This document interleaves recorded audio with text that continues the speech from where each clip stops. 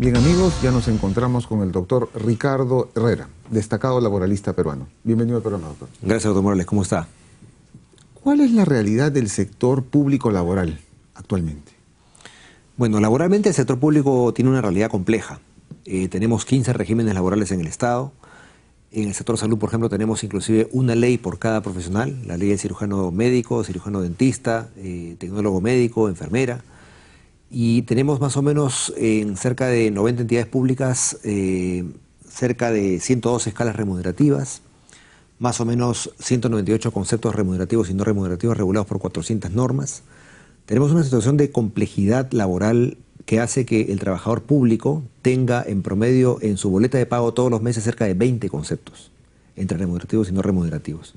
Entonces, evidentemente, esto hay que reordenarlo para tratar de homogenizarlo o estandarizarlo. Y en ese sentido, ¿qué dice el proyecto de ley? Este proyecto que se ha debatido, que se está debatiendo y que ha generado tanta polémica. Este proyecto apunta a tratar de uniformizar o estandarizar precisamente esa realidad de la cual partimos con un régimen que apueste firmemente por la meritocracia y que involucre cerca de 500.000 trabajadores del 1.300.000 que tiene el Estado.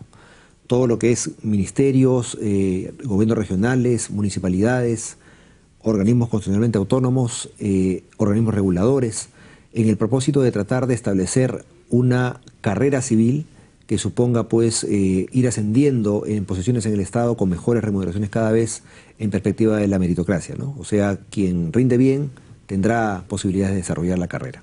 Usted como experto aquí en el ámbito del derecho laboral, desde esa perspectiva, ¿se hace necesaria una reforma? O sea, eso como punto de partida. Sí, yo creo que sí, porque tenemos a nivel de las entidades de la administración pública básicamente tres grandes regímenes laborales, ¿no? Lo que son los trabajadores administrativos.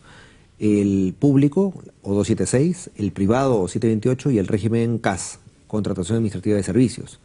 Y evidentemente tenemos una situación bastante dispar. Por ejemplo, ahora que se acerca la gratificación de fiestas patrias, los trabajadores 276 y CAS van a recibir lo que dice la ley de presupuesto, 300 soles como gratificación.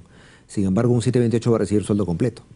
Entonces ahí nomás encontramos inequidades que puede ser hasta discriminatorio, tratándose de trabajadores que por estar en regímenes distintos, pese a que hacen lo mismo de repente en la entidad, perciben diferentes beneficios. ¿Y por qué se han opuesto tanto los sindicatos?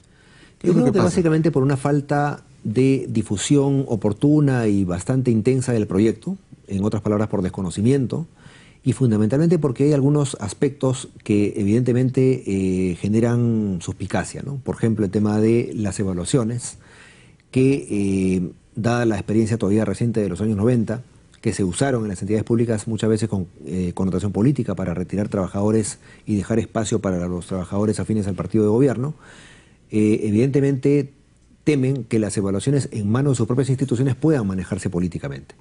Por eso sería excelente que las evaluaciones sean dirigidas, por ejemplo, por Servir, eventualmente terciarizando estas evaluaciones a entidades de prestigio a nivel nacional o de suma especialización en la selección y evaluación de personal, ¿no?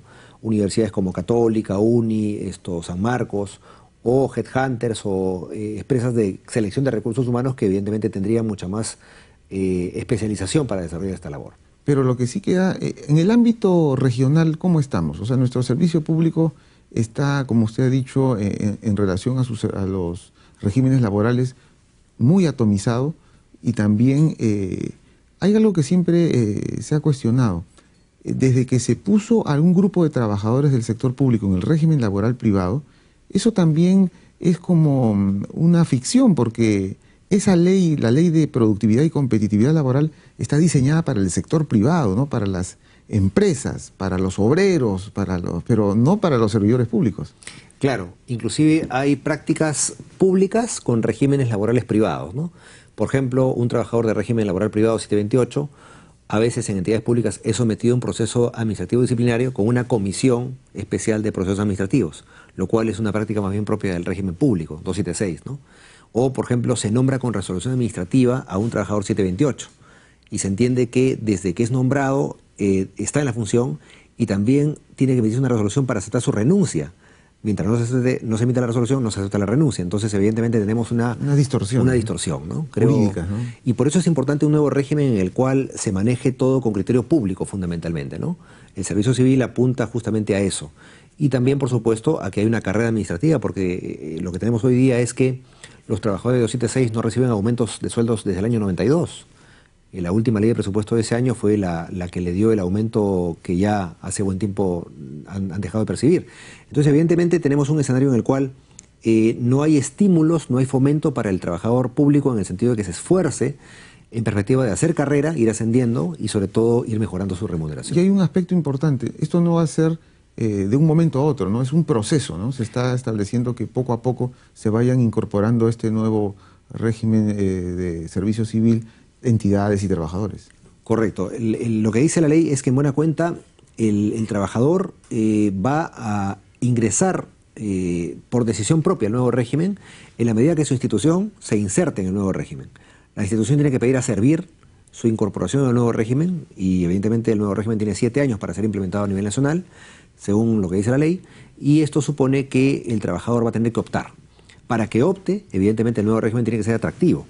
Y creo que hay elementos poderosos para que eso ocurra. Pero eso quiere decir que los trabajadores que no optan por ingresar a este nuevo régimen del servicio civil se quedarán en su régimen antiguo. Así es, así es. Pero claro, el Estado lo que pretende es tratar de impulsar, promover, fomentar el nuevo régimen.